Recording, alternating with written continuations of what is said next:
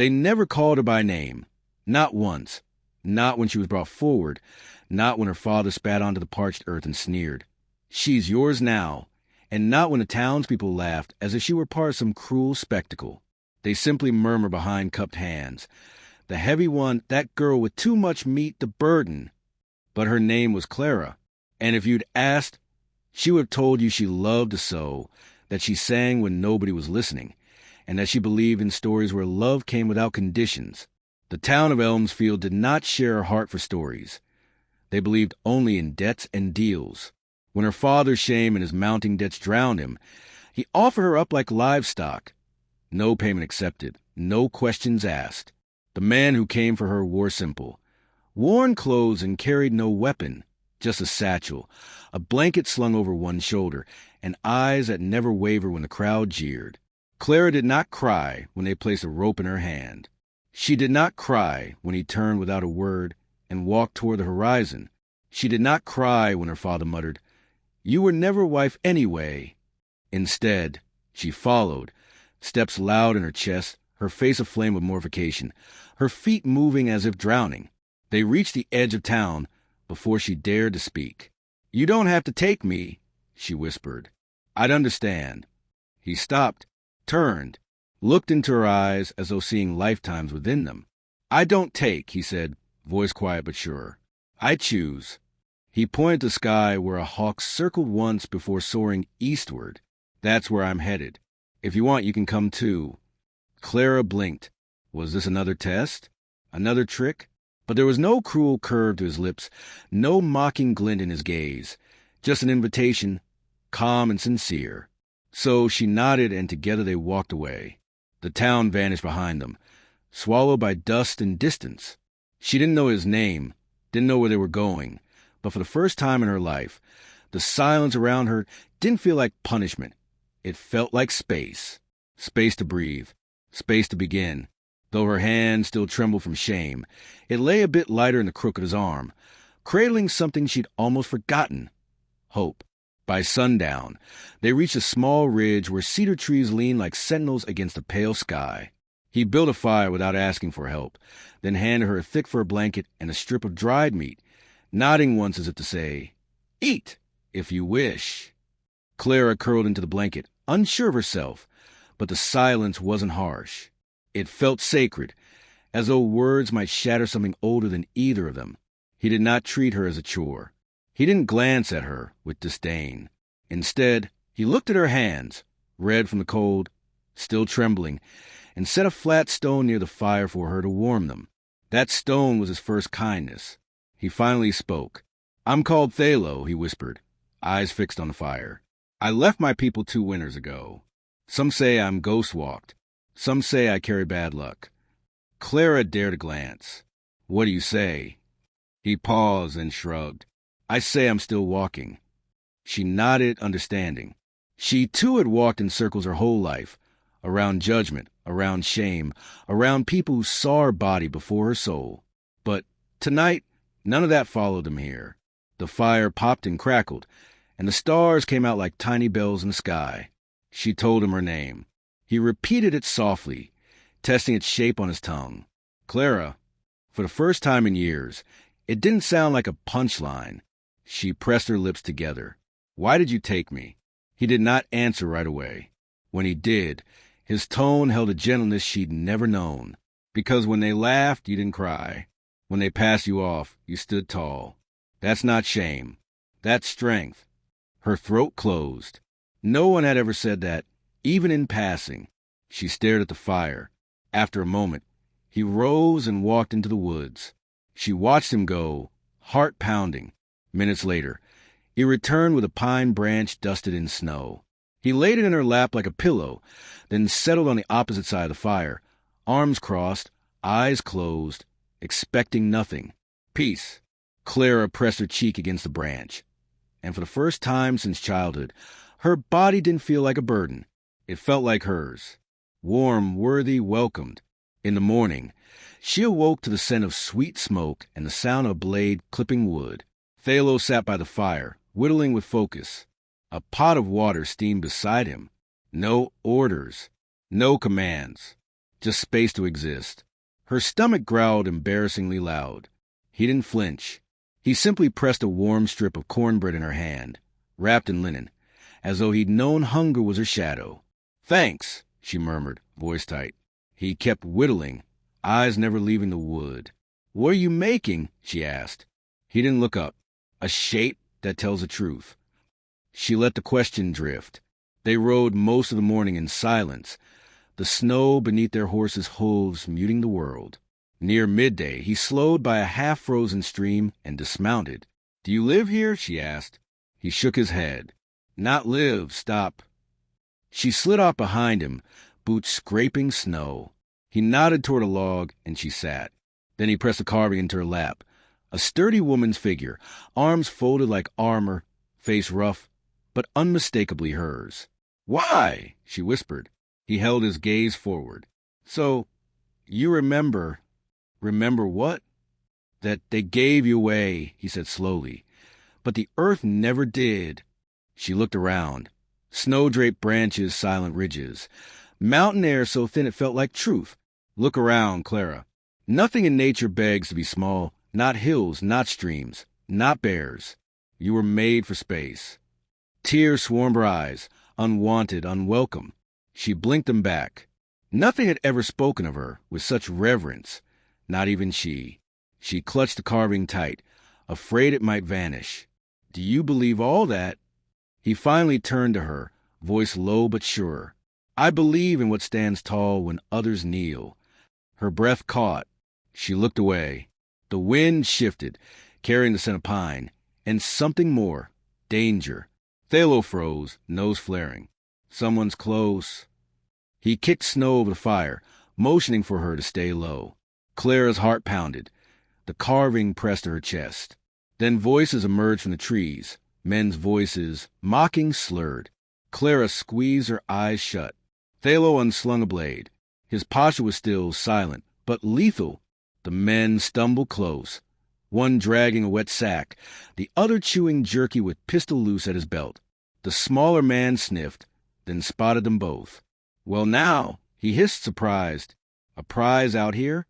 Before he finished, Thalo whispered a word, Lakota, and pressed his blade at the man's throat. The larger man reached for his pistol, but Thalo kicked his hand. The gun clattered into the snow. "Next time," Thalo murmured, "reach for your life, not your weapon." They fled, slipping and cursing. Thalo retrieved the gun, dismantled it, and dropped the pieces into the stream. He turned to Clara, jaw tense. "They'll come back." Clara nodded, voice trembling. "Then we leave." "Not just leave," he said. "We disappear like ghosts." That night, they rode through tangle and creek, guided by owl calls instead of stars. Thalo barely spoke, but his hand hovered near her stirrup, steadying, shielding without demand. When exhaustion bent her low, he kept her upright, not with speeches, but presence. By dawn, they huddled under a rocky overhang. Thalo built a fire, without flint. Clara stared at him. "You knew they'd come." "The land always speaks before men do," he said. It said, "Danger was close." She exhaled hard. "Why did you stay? You could have run." He looked at her, long and steady. "Because the world already ran from you once. I don't intend to do it again." For the first time in years, Clara didn't feel like someone to be survived. She felt like someone worth returning to. By the second week, Clara's thighs were raw, her hands blistered, her heart confused by the calm way he existed beside her. Never invading, never retreating. He showed her river bends, thin ice secrets, elk trails that breed shelter. But he never asked her story. Somehow, that made her want to tell it. One night, under pine needles, wind whispering like lullabies, she watched his hands carve slender bark. "Do you know," she said softly, "my father used to count my meals by what the animals didn't eat." He paused. "He had hogs." "Yes, I was fatter than them. So when food was scarce, I got their scraps." She looked down, firelight hiding her face. "When he got tired of me, he traded me to a man who couldn't have children. But I wasn't quiet enough for them either." She smiled bitterly. "My voice scared the baby goats away." So he tied me to a cart and left me in the snow. Her voice cracked. You found me after that. Thalo handed her the carving. Now a small desert run bird, rough but graceful. The desert run, he said, tone soft. Smallest bird in the valley, but its cry stops eagles in mid-flight. She blinked. You carved this for me? His voice was firm, unwavering. I carved it of you. She held it tight, seeing herself reflected, not as burden, but as creature capable of being heard. Why don't you talk more? She asked. Because most people fill silence with noise or lies, he said. You fill it with truth. The wind shifted, and in that breath, something shifted in her too. Will they come looking for me? She whispered. If they do, we'll make them feel your absence harder than your presence ever was. That night, Clara lay by the fire, the wren bird tucking against her chest, and whispered, Thank you. Thalo slept with his knife in hand, like a guardian of something sacred. The days that followed were measured not in miles or hunger, but in glances. How he always walked a step behind when the path narrowed, not to dominate, but to protect. How he placed her food near the embers to keep it warm. How he let her speak and never rushed to fill the silence. They found an abandoned cabin in a grove immune to snow's reach. Clara dared to ask, Can we stay? He only nodded. Inside, she swept dust from the floor while he fixed the chimney. By dusk, they'd made it home. That night, she woke to a low growl. 2 mountain dogs prowled near the woodpile, eyes glowing red. Thalo stepped forward. No flash, no cruelty, just quiet command. Shoo! He whispered in Lakota. The dogs froze. One lunged, but he stood calm, hands at his sides. Still. Then he whistled, a single coyote note pure as dawn. The dogs tore away into the night. Clara stared at him. What was that? He didn't turn. Something my mother taught me. Fears loud, authorities quiet. She wanted to reach out, to ask to keep learning from him. Instead, she whispered, Thank you, and under the hush of pine and firelight, that was enough. He didn't answer, but the next morning found him placing a thick fur pelt across her blanket. Something she would have noticed had it not arrived in the silent night. Clara picked it up, and inside the soft folds, discovered a tiny woven strip embroidered in red thread. Clara, heart pounding, she ran to the river's edge where he cast his line. You sewed this, she said softly. He kept fishing, silent. She smiled, voice low. The women in my family don't wait to be rescued. They sew, hunt, name things. She stepped closer. Let me learn. Let me help. He handed her the rod. Their fingers brushed. He didn't pull away. By sunset, she had caught a fish the size of her hand. He said nothing, but Clara saw the faint spark of pride in his eyes. That evening, they sat on the cabin's wooden step, close but not quite touching. For the first time, Clara realized she wasn't waiting to be taken anywhere. She was already home. The silence between them didn't need words. It needed safekeeping, like a fragile promise, like a beginning. Spring crept upward, cracking snow with soft insistence. Creatures stirred, birds returned, and Clara learned again to breathe without fear. Each day the forest reshaped itself, and she reshaped with it, finding rhythm in its quiet rebirth. Thalo whittled wooden figures by the fire, mostly animals. But one night, she spotted something different. A woman, sturdier than most, braid down her back. Clara said nothing. Next morning, she tucked the carving into her apron pocket, like a quiet prayer. That afternoon, the wind shifted. Clara went to gather kindling, and spotted 3 riders on the ridge, white men in ranch hats, riding slow. Panic rose, but she ran back to cabin. They're coming, she whispered. Thalo looked up from his snare setting, stood without a word. They did not hide. They stood tall. Ready. Clara stayed behind him, clutching a kitchen knife. The tallest rider sneered. Ain't this something? Fat girl from Cardan's farm, playing house. His words were venom, his eyes cold. My paw gave me to someone else, Clara said, voice trembling. You don't get to take me back. The man laughed. Sweetheart, you weren't meant to last this long. He reached for his saddlebag, but Thalo's bow was already drawn. The man froze. You'd shoot a white man, he hissed. Not if you leave, Thalo said calmly. If you stay, don't miss. His posture spoke steel. The others looked uneasy. One muttered, "Ain't worth it." And they galloped away, dust swirling behind them. When they were gone, Clara sank to her knees. "I thought they'd take me," she whispered. Thalo crouched beside her. "They can't take what's already free." Tears streamed. "Am I free?" He nodded. "As long as you stay by choice." For the first time, she realized she didn't need protection anymore. She needed to be seen. And she was. He led her higher into the hills the next day, saying nothing until they reached a ridge. Below spread a basin once roamed by buffalo, now sacred and still. "This," he whispered, "was my mother's place." He pointed, wind brushing their faces. "The wind here tells the truth." Clara sat with him on sun-warmed stone. She asked, "What does truth sound like to you?"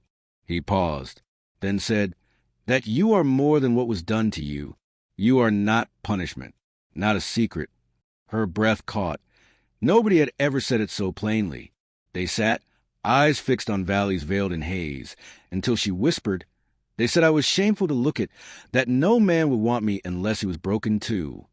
Thalo met her gaze, quiet strength shining. "You are a woman of strength, not apology." She touched his hand, callous, gentle, steady. "Why do you live alone?" He answered softly, "Because I want to be loud in the ways that don't hurt, to live without needing proof." They stayed until dusk's blush. On the way down, she stopped. "Thalo," she said. He turned. "If I asked you not to protect me, not to save me, but to stay with me, would you?" He didn't speak. He reached into his shirt, pulled out a worn red cloth pouch. Inside lay a thin bone ring, his father's. "I've never offered this before." Clara's fingers trembled. "I'd like to wear it, not as proof I'm yours, but that I chose you." Night fell. They walked home hand in hand, silent as two pieces fitting together. Inside, Clara lit the fire. He watched her by the door, quiet or touching his gaze. There was no ceremony, no witnesses, just a ring on her finger and his voice. "This home is yours now." She smiled. "Then let it be a home we build together." In that moment, she was no longer the girl discarded like a curse. She was a woman held by someone who knew the truth of her spirit and chose it. Days wove themselves in gentle routines, meals shared, with chopped in unison, laughter that rose softly each dawn. Clara no longer flinched at her reflection. She no longer shrank when her sleeves slid down her arms. Thalo never asked her to be less or more. He simply made space for her voice, her fears, and her joy. One morning, she found an old shawl, her mother-in-law's, folded by the hearth, embroidered in Lakota symbols. "It's for you," he whispered. "Wear it. Let the wind carry your name across these hills." She wept, not from beauty, but because it wasn't pity. It was belonging. That evening, a visiting elder greeted Clara in Lakota and translated. "He sees you as a woman of medicine, returning light." Clara bowed her head. "I've only ever brought shame." The elder touched her cheek. "No, you carry storms, and storms are how rivers are reborn." That night, she dreamed of her father, but his face no longer held power. She walked through her old town in the dream, not to beg, but to stand tall. The next day, they traveled deep into the forest where stone and moss enclosed a quiet circle. "This is where we let go," he said. Clara knelt, palms pressed to earth. "I let go of believing I was ugly, and believing I had earned love through suffering." She placed her old shoes in the circle, shoes her father gave before sending her away. "I will walk forward barefoot if I must." Thalo knelt and placed an eagle feather atop the stones. "I let go of silence that kept me small." They rose together, lighter, unburdened. Back at the cabin, she stared into the fire. "I think I'm not afraid to be seen anymore." He nodded. "Good, because you were never invisible to me." That night, they danced under the sky, not to music, but to belonging. The stars watched them. Their slow steps carried hope. Clara, once cast off like a burden, now moved as if her body was a gift, to herself, to Thalo, to the world. They married without preacher or witness, just two souls beneath the cottonwood where Clara had stumbled into his arms. Thalo traced a circle in the dirt, then stepped inside and offered his palm. "This is our ceremony," he said. "Not by paper, but by promise." She placed her hand in his, back straight, eyes clear. "Let this be the last day I feel unworthy." He smiled, full and certain. She wore a simple deerskin dress, hand-stitched by his cousin's wife, her hair braided like banners behind her. They returned to the cabin, where a pot of stew simmered and a lamb, gifted by a neighbor, snuggled in a basket. Clara knelt, cradling it gently, whispering, "You'll have a name, because I finally do." They called the lamb Mako, Earth. Seasons turned. Clara taught the girls of the band to cook, to sew, to stand tall when spoken down to. She remained soft, wide-hipped, slow to rise some mornings, but no one in the valley mistook her for fragile. Thalo carved a bench beneath the meeting tree and wrote across it, "She was never meant to be hidden." One day, a rider from Clara's old town arrived with news. Her father had died, leaving only debts, and a note, "Forgive me, if you can." Clara burned the note. Twice. "I don't need his name," she told Thalo. "I carry yours now." He shook his head gently. "No, you carry your own." From that day forward, she did. When children asked how her love began, she didn't speak of shame or punishment. She said, "He saw me before I knew how to see myself. When I whispered who I was, he listened." No story starts stronger than that.